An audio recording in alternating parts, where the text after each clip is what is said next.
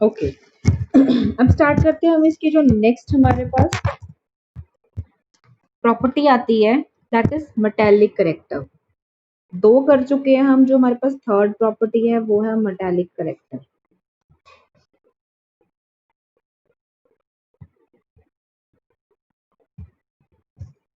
ठीक है, इसमें मैं आपको ऑलरेडी बता चुकी हूँ कि जनरली यहाँ पे क्या है, जितनी भी मेटल्स हैं ऑल मेटल्स आर हार्ड। ठीक है, डी ब्लॉक में हमारे पास जितनी भी मेटल्स होती हैं सारी की सारी हार्ड होती हैं। ठीक है, सो अकॉर्डिंग टू दैट अगर हम इनकी प्रॉपर्टी बताएं कि दे आर वेरी डक्टाइल, ठीक है, they are very malleable like that, right. तो all metals are hard but except क्या है, आपको मैंने पहले भी बताया कि हमारे पास तीनों ट्रांजिशन सीरीज में जो लास्ट में एलिमेंट आते हैं, जिंक आता है, कैडमियम आता है एंड मरकरी आता है। ठीक है, ये तीनों जो हैं दे आर सॉफ्ट मेटल। ठीक है, अब इसका जो रीजन है वो क्या है कि why zinc cadmium and mercury are soft metals. ठीक है, क्वेश्चन समझे? Why zinc cadmium and mercury are soft metals. तो वैसे अगर जिसने रिवीजन की होगी, जितना मैंने करवाया उसको पता होगा कि इन तीनों के जो लास्ट शेल में कॉन्फ़िगरेशन है दैट इज 3d10। ठीक है, एक ही 4d10 फिर 5d10, मतलब जो डी ऑर्बिटल है वो तीनों का क्या है, फुली फिल्ड। क्योंकि इसमें मैंने एक क्वेश्चन आपको ये भी करवाया था कि दो zinc cadmium and mercury have a fully filled D orbitals, instead of that ये फिर भी हमारे पास डी ब्लॉक में पड़े हैं। जबकि डी ब्लॉक की डेफिनेशन क्या होती है, तो जो अनपेयर्ड नंबर ऑफ इलेक्ट्रॉन्स पड़े हैं। ठीक है, तो हमने यहाँ पे जनरली बताया था कि दे आर लास्ट उसमें प्रेजेंट है, एंड में प्रेजेंट होते हैं, इसलिए हम इसको वहां पे सेटअप कर देते हैं। ठीक है, दैट इज अ जनरल इसका जो रीजन था। अब यहाँ पे रीजन क्या है कि why they are a soft.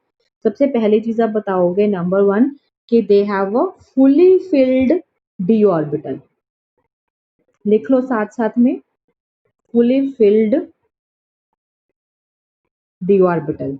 ठीक है, अब देखो फुली फिल्ड डी ऑर्बिटल होगा, इसकी वजह से इसका एक रीजन निकल के आता है कि ड्यू टू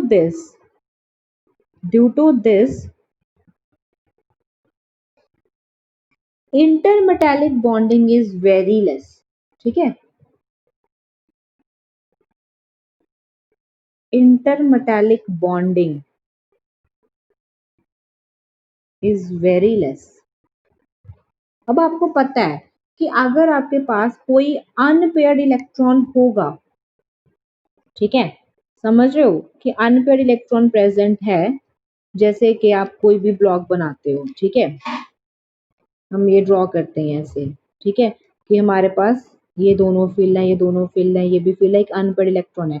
जो ये अनपेयर्ड इलेक्ट्रॉन होता है ये इलेक्ट्रॉन रिस्पॉन्सिबल होता है बॉन्डिंग के लिए, आयनिक बॉन्ड बनाएगा या कोवलेंट बॉन्ड बनाएगा।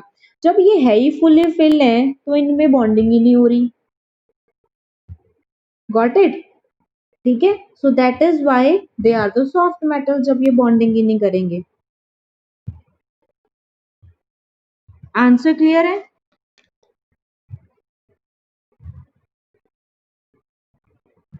राइट, तो मैं एक बार दोबारा बोल देती हूँ, आप इसको लिख लो, या फिर आप बाद में इसकी वीडियो देख लेना।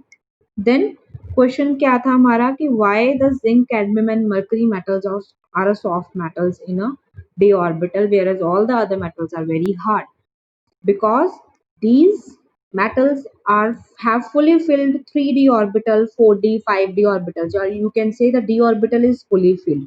So due to that there is a intermetallic bonding is very less, and intermetallic bonding is always held together due to the unpair of electrons. So in d orbital there is none of unpair of electrons in it. ठीक है, clear? This was the first question. उसके बाद इसके साथ ही आता है जो fifth हमारे पास पॉइंट आता है that is enthalpy of atomisation.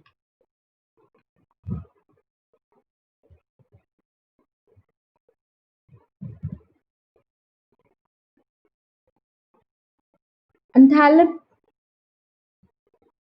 वो थर्ड पॉइंट था, सॉरी ये फोर्थ हो गया, फोर्थ। ठीक है, next is enthalpy of atomisation. What is enthalpy of atomisation? देखो हमने अभी किया कि अनपेयर नंबर ऑफ इलेक्ट्रॉन्स जब बॉन्ड बनाते हैं दूसरे के साथ, ठीक है, जस्ट जनरल एग्जांपल, मान लो Na ने Cl के साथ बॉन्ड बनाया, बॉन्ड बनाते time there is a release of energy, ठीक है, to combine the bond there is a release of energy, so that is called enthalpy. ठीक है, एंथैल्पी ऑफ एटमाइजेशन के जब एटम बनेगा। अब हमने देखना है कि जब डी ब्लॉक के एलिमेंट बॉन्ड बनाते हैं कि जो एंथैल्पी होती है वो लो होती है या वो हाई होती है। ठीक है, आप लिख लो कि during the bond formation when there is a release of energy, ठीक है, during the combination of atom there is a release of energy, that is called enthalpy of atomisation. Understood? अब क्वेश्चन क्या आएगा, हमने यहाँ पे देखना है कि जो एंथैल्पी है वो हाई है या वो लो है। ठीक है, अब देखो, तो आपने यहाँ पे लिखना है कि there is a low enthalpy of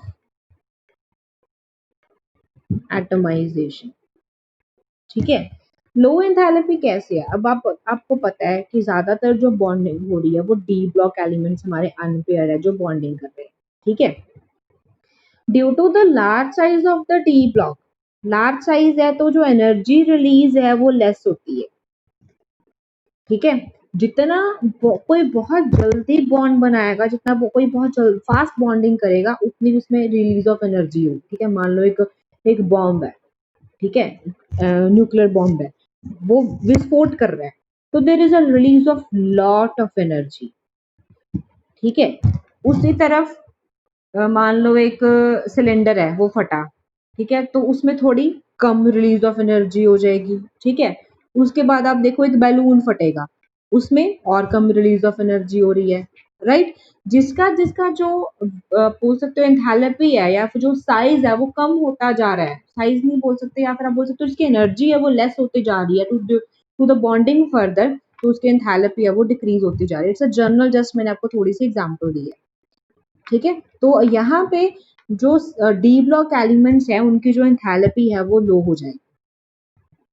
ठीक है, दूसरी चीज और याद रखनी है कि compare to the p block element, ठीक है, पी ब्लॉक एलिमेंट से लो होती है।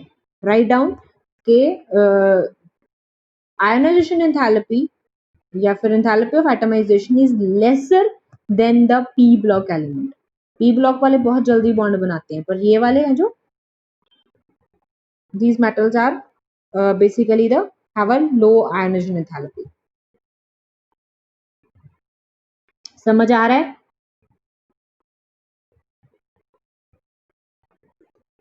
अब इसी में अगला क्वेश्चन देखो, बाकी प्रमिल शुभम अर्श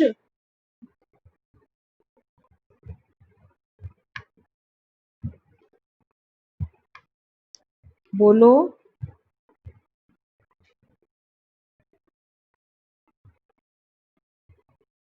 बाकी नहीं बोल रही, बॉयज तो कोई भी नहीं बोल रहा। Hardest metals of transition series, ये आएगा 1 मार्क क्वेश्चन।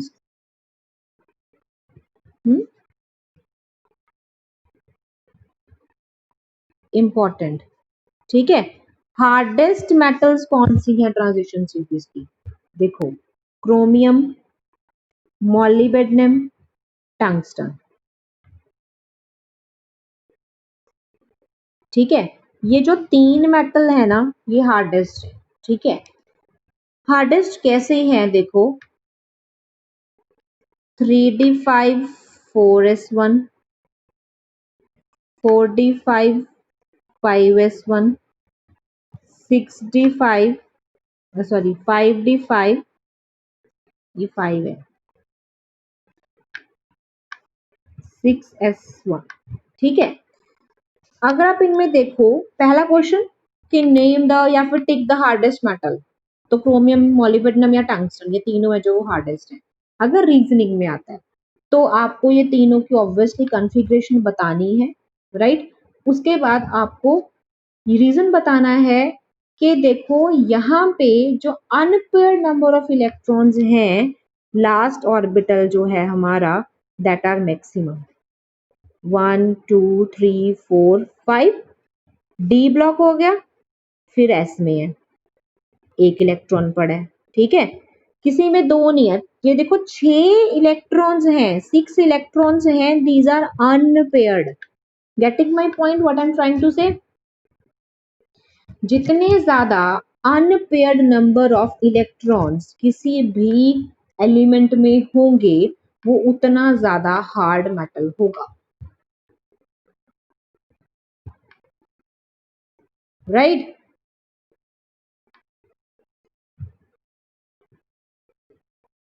बोलो।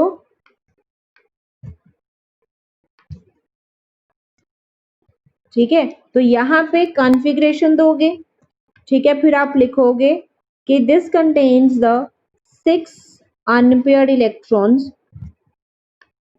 ये ब्लॉक ऑर्बिटल भी बनाओगे, ऑर्बिटल स्ट्रक्चर बना के दिखाओगे साथ में, ठीक है? There is a 6 unpaired electron,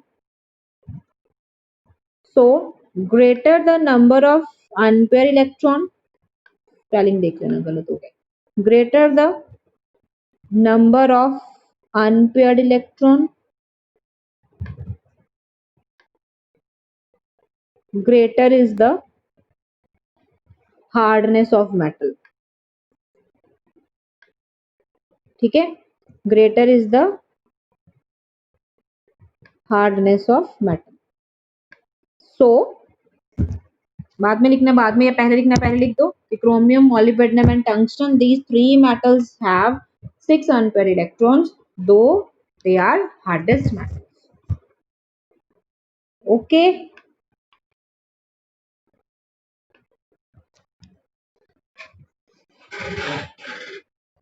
तो ये क्वेश्चन हो गया अब एक, ठीक है? Move on to the next. Next हमारे पास 5th पॉइंट आता है, दैट इज डेंसिटी। डेंसिटी, ठीक है? डेंसिटी क्या होती है? मास अपॉन वॉल्यूम, ठीक है? तो हम्म, हाँ ये उसी में ही था, मतलब मेटालिक करेक्टर में ही आता है ये क्वेश्चन। मेटालिक करेक्टर, एंथैल्पी, ये कंबाइंड सा ही है, मैंने पॉइंट अलग अलग कर दिए, आप एक में करना चाहते हो तो एक में करो, ठीक है? Then next is density. Density कैसी प्रॉपर्टी है आपको पता है? डेंसिटी डिपेंड करती है मास पे and inversely proportional to the volume होती है, ठीक है? तो अगर हम अलोंग सीरीज जा रहे हैं, अलोंग सीरीज जा रहे हैं, तो जो मास है वो क्या कर रहा है? बढ़ रहा है, ठीक है ना? क्योंकि एटॉमिक नंबर इंक्रीज हो रहा है, राइट? हमने पढ़ी है स्कैंडियम से टेरेनियम वेनेडियम, जब हम जा रहे हैं, ठीक है? तो यहाँ पे हमारे पास जो सीरीज है, जो नंबर ऑफ इलेक्ट्रॉन्स है, वो हर शेल में वो क्या हो रहा है? वो इंक्रीज हो रहे हैं, वो बढ़ रहे हैं, ठीक है? इंक्रीज हो रहे हैं तो क्या हो रहा है? वॉल्यूम कम हो रहा है। अगर मास बढ़ रहा है तो वॉल्यूम डिक्रीज हो रहा है, ठीक है? तो अल्टीमेटली अगर देखो मास बढ़ रहा है तो डेंसिटी क्या हो रही है? इंक्रीज हो रही है, राइट? बस याद रखना कि हमारे पास जो डेंसिटी का कंसर्न होता है, ऑलवेज ऑलवेज विद मास होता है। हम डेंसिटी को मास से ही रिलेट करेंगे, ठीक है? मास बढ़ेगा, डेंसिटी बढ़ेगी। तो अलोंग द सीरीज भी और अलोंग द ग्रुप भी, दोनों केसेस में जो मास है वो इंक्रीज कर, राइट? सॉरी, डेंसिटी है वो इंक्रीज कर रही है, ठीक है?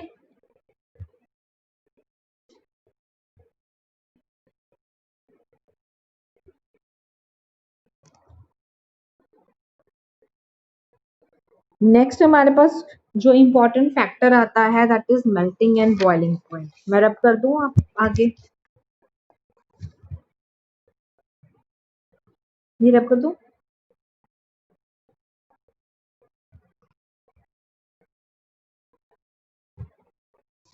देखो नेक्स्ट चीज आती है melting and boiling point, that is the sixth one.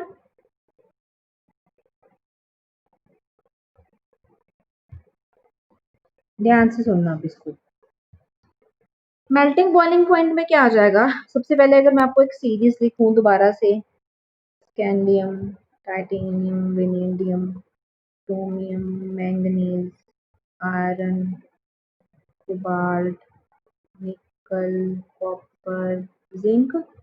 ठीक है, तो अगर मैं इसकी इलेक्ट्रॉनिक कॉन्फ़िगरेशंस में आऊँ तो आपको पता है कि जो स्कैंडियम है इसकी कॉन्फ़िगरेशन है 3d1 4s2। ठीक है, टाइटेनियम की अगर करोगे इट इज 3d2 4s2। ठीक है, वेनेडियम की करोगे it is 3d3 4s2। Chromium की जब आप करोगे वो होती है 3d5 4s1। ठीक है, एक्सेप्शनल वाली, राइट। और लास्ट में यहाँ के सीरीज में आपको बाद में बताती हूँ, फिर जिंक पे आ जाओ। जिंक की हो जाएगी, सॉरी, 3d10 4s2। ठीक है, तो कीप इन योर माइंड कि स्टार्टिंग से ही जो हमारे पास स्कैंडियम है that has the low melting point. ठीक है, वो क्यों है वो मैं आपको बाद में बताती हूँ। लो मेल्टिंग पॉइंट है। ठीक है, तो जैसे जैसे हम इंक्रीज करते हैं, मतलब हम अलोंग द सीरीज जाते हैं कि क्रोमियम तक जैसे हम जा रहे हैं, तो सबसे ज्यादा जो हाई मेल्टिंग पॉइंट होता है वो क्रोमियम का होता है। पहले इंक्रीज करेगा, ठीक है, फिर डिक्रीज करना शुरू कर देगा। फर्स्टली इंक्रीज, लिख लो, firstly from scandium to chromium melting and boiling point increases up to chromium. ठीक है, then again from chromium to zinc it goes on decreasing.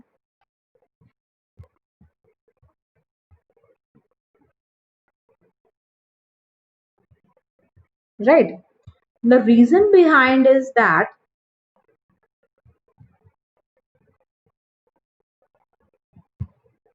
from scandium to chromium there is a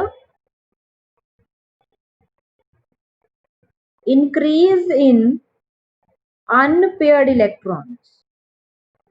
unpaired electron में increase हो रहा है। देखो D1 है, फिर D2 हो रहा है, फिर D3 हो रहा है, फिर D4 D5। जो क्रोमियम है, आप लिख लो पहले, there is a increase in number of unpaired electrons, full stop. Chromium has maximum number of unpaired electron। chromium has maximum number of unpaired electron, that is 6 electron। अभी हमने किया भी था कि chromium is the hardest metal because it has a 6 number of electrons। ठीक है, then chromium has maximum number of unpaired electrons।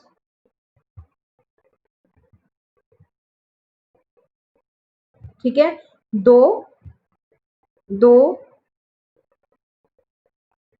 melting and boiling point depends upon the number of unpaired electrons। ठीक है, किस पे depend करता है, unpaired electrons पे depend करता है। Melting and boiling point depends upon number of unpaired electrons. बाद में जितना मर्जी बढ़ा के लिखना है बढ़ा लो, फिर से लाइन लगा दो कि हाँ जी, the maximum the number of unpaired electrons maximum is the melting and boiling point. ठीक है, अब आप क्रोमियम के बाद चेक करो तो क्या हो जाएगा, जिंक की तरफ जैसे जैसे जाते हो कि जो अनपेयर्ड नंबर ऑफ इलेक्ट्रॉन्स है वो डिक्रीज होते जाते हैं। ठीक है, unpaired number of electron decrease होते जाते हैं, सो दैट्स व्हाई जो मेल्टिंग एंड बॉइलिंग पॉइंट है वो भी डिक्रीज होता जाता है। Understood about the melting point and boiling point all of you. तो ये पहला कंसेप्ट हो गया। अभी मेल्टिंग बॉइलिंग पॉइंट खत्म नहीं हुआ, ये पहला हमारा मेल्टिंग एंड बॉइलिंग पॉइंट के अंदर हमने ट्रेंड बता दिया। शुभम, अर्श, प्रामिल, आप क्लास में हो?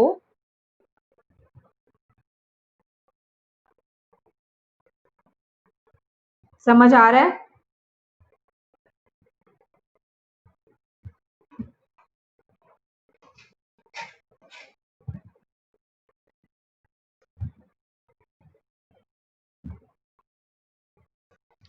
अब देखो, अगर मैं आपसे पूछूं question, name the metals from the d block which have high या हाईएस्ट मेल्टिंग पॉइंट, किसका होगा? आपको आंसर इसका आना चाहिए।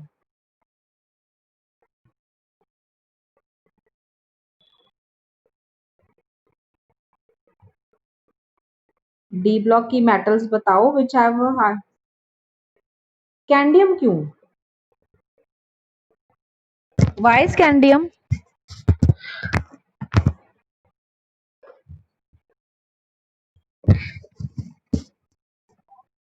Obviously chromium, molybdenum and tungsten, अभी अभी जो बताए हैं, जो हार्डेस्ट मेटल्स हैं, वही तो सेम रीजन है हाई मेल्टिंग पॉइंट का, बिकॉज दे हैव 6 इलेक्ट्रॉन्स जो अनपेयर्ड हैं। जो हाई मेल्टिंग पॉइंट है वो अनपेयर्ड पे तो डिपेंड करता है, depends upon the unpaired.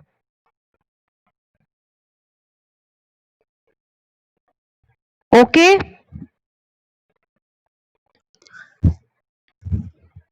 So keep in mind, लिख लो इसको भी।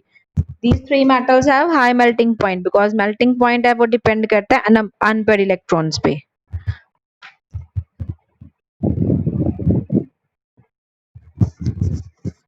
ठीक है, लाइकवाइज लो मेल्टिंग पॉइंट किसका है सबसे ज्यादा?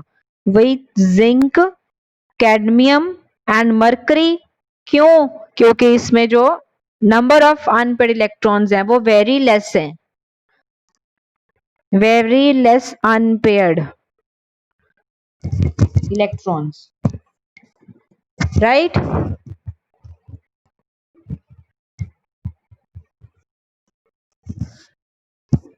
ओके, सो ट्रेंड पता चल गया आपको। दूसरा चीज आपको इसके में हाई मेल्टिंग पॉइंट पता है किसका है, उसके बाद आपको लो मेल्टिंग पॉइंट पता लग गया किसका है, and along with the reasons, right? Then अब देखो इसमें क्या होगा, नेक्स्ट क्वेश्चन क्या है?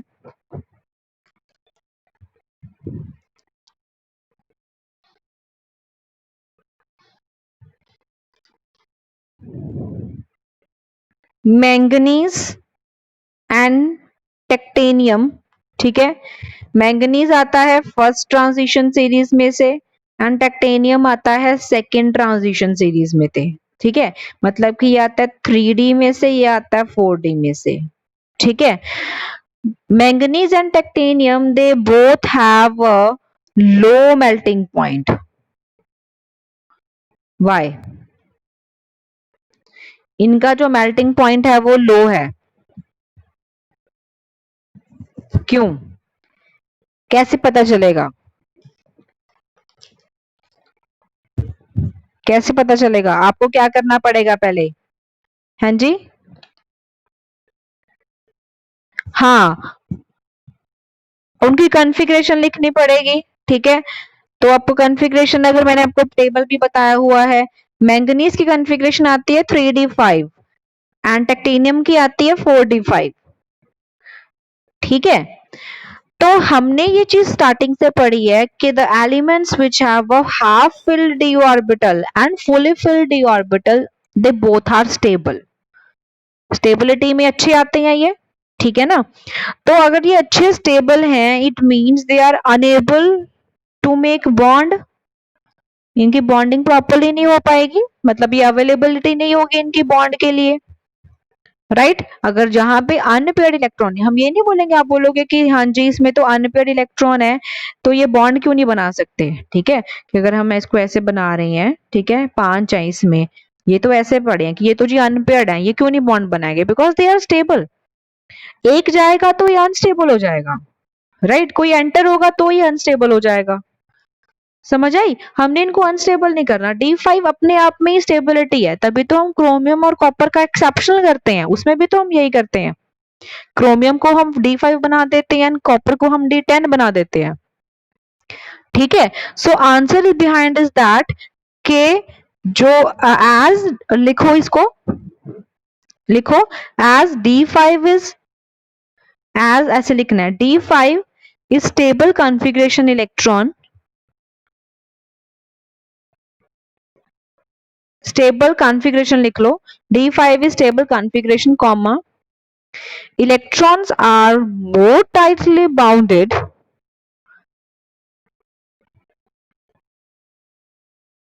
electrons are more tightly bounded, more tightly bounded,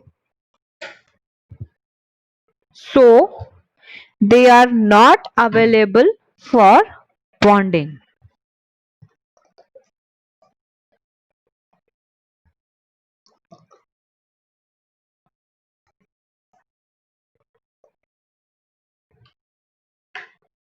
So they are not available for bonding. Full stop. लिखो then. Bonding is weak. Bonding is weak. Therefore, they have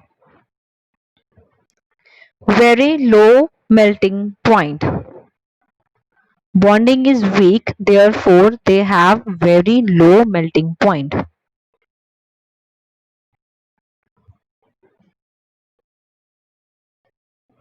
ठीक है जी. सो बेटा मैं क्यों इतना स्लोली और एक एक चीज आपको प्रॉपरली रीजन के साथ बता रही हूँ, क्वेश्चंस इसी में से ही आएंगे, राइट? इलेक्ट्रॉनिक कॉन्फ़िगरेशन के साथ आपको हर चीज है वो एक्सप्लेन करनी पड़ेगी. That is depend on you. ठीक है ना? अब जैसे मैंने यहाँ पे ऑर्बिटल स्ट्रक्चर बनाया है, वेरी लो मेल्टिंग पॉइंट,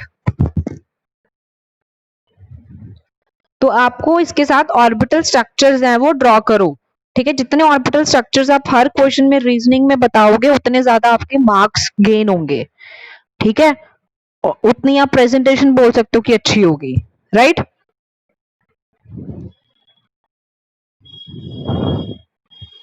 सो क्वेश्चंस अपने देख लेना, जो जो बन रहे थे, जो जो कर रहे हैं हम. ठीक है, उसके बाद इसको मैं क्लियर कर रही हूँ. देन एक चीज स्टार डाल के आप अपने नोटबुक के ऊपर लिख लो या एक बॉक्स में बंद कर लो. ठीक है, कि जो melting point and boiling point का जो कंसेप्ट है वो दो चीजों पे डिपेंड करता है. ठीक है, मतलब इन केस आपको कोई क्वेश्चन आ जाता है, आपको नहीं पता चल रहा भाई उसका रीजन क्या है, ठीक है, तो आप ये चिपका देना, सीधी सी बात है. ठीक है, क्या है? डिपेंड करता है नंबर ऑफ अनपेयर्ड इलेक्ट्रॉन्स पे. इतना तो आप जनरली सीख ही गए हो कि जितना अनपेयर्ड इलेक्ट्रॉन ज्यादा होंगे उतना मेल्टिंग पॉइंट बॉइलिंग पॉइंट ज्यादा होगा, उतना वो हार्डेस्ट मेटल होता है. ठीक है, दूसरा डिपेंड करता है इलेक्ट्रॉनिक कॉन्फ़िगरेशन पे, राइट? अब यही इलेक्ट्रॉनिक कॉन्फ़िगरेशन अगर मैं बात करूं कि D5 की बात कर रहे थे कि D5 has a 5 number of unpaired electron, but क्या था कि उसका जो मेल्टिंग पॉइंट है वो तो लो है, राइट? ठीक है ना, हमने बोला कि नंबर ऑफ अनपेयर्ड इलेक्ट्रॉन पे मेल्टिंग बॉइलिंग पॉइंट डिपेंड करता है, पर जो मैंगनीज एंड टेक्टेनियम है उसकी D5 configuration है, still they have a low melting point. Why so? Because D5 is the what? D5 is the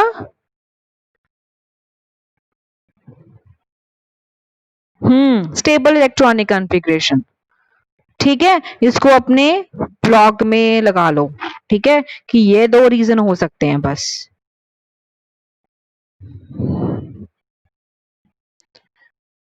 understood? यहां तक कोई डाउट, किसी को कोई प्रॉब्लम, कुछ ना समझ आया हो? प्रमिल,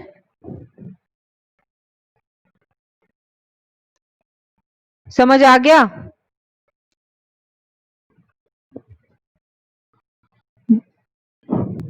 जितना आना चाहिए था.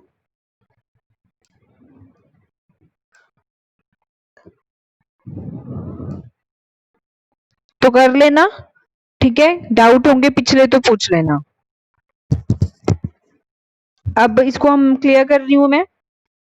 देन हमारे पास जो नेक्स्ट पॉइंट आता है, it is 7th point, that is ionisation energy. ये पिछला हमारा सारा melting point and boiling point के ऊपर था, आयोनाइजेशन एनर्जी। ठीक है,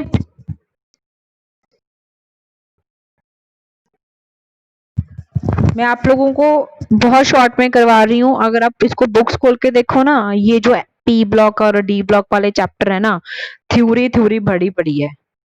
तुम लोग पढ़ने बैठोगे ना, तुम्हें कुछ नहीं समझ में आना।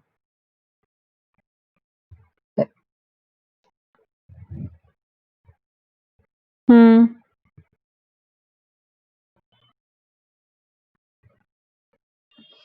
पी ब्लॉक के जो नोट्स हैं, महक से मैंने मंगवाए थे, वो मैं आपको सेंड कर दूंगी। जिसके मिस हुए होंगे वो देख लेना। ठीक है, मुझे पता है तुम लोग इतने अच्छी तरीके से लिख भी नहीं रहे होंगे। गर्ल्स अच्छे से लिखती हैं। महक एंड मनप्रीत, आप दोनों में से कोई भी, जैसे आप नोट कर रहे हो, जैसे आप नोट कर रहे हो ना, बस वैसे ही इनको ना पीडीएफ बना के सेंड कर देना। ये सबके लिए हो जाएगा। आप में से कोई भी कर देना, ठीक है। पी के तो उसके में से मैंने इसको मंगवाए थे। हम्म। हाँ, कर लो, एक दूसरे के साथ शेयर कर लो, एक दूसरे की हेल्प हो जाएगी। हाँ जी, एक दूसरे की हेल्प हो जाएगी। ठीक है, जो मेरे पास अवेलेबल है वो मैं कर रही हूँ, मैं तो लिख ही रही हूँ ऑब्वियसली यहाँ पे बैठी। ठीक है, आप लोग एक दूसरे के साथ शेयर कर लो कि जिसने कैसे कंसेप्ट लिखा है। किसी का मिस हो गया, बाकी वीडियोस भी आप लोगों के लिए है ही है, मोस्टली मैं कर ही देती हूँ। ठीक है, इसके बाद आपके पास जो नेक्स्ट पॉइंट आता है, दैट इज आयोनाइजेशन एनर्जी। अच्छा, आयोनाइजेशन एनर्जी होती क्या है?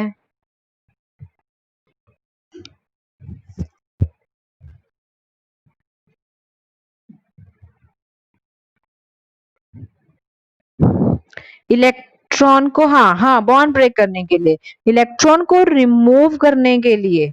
ठीक है ना, मतलब आप बोलो कि जैसे हम क्या कर रहे हैं, हमने सोडियम है, सोडियम में से हमने एक इलेक्ट्रॉन को रिमूव किया। ठीक है, रिमूव करने के लिए कितनी एनर्जी लगी? Energy required to remove a electron from a isolated atom, that is the ionisation energy.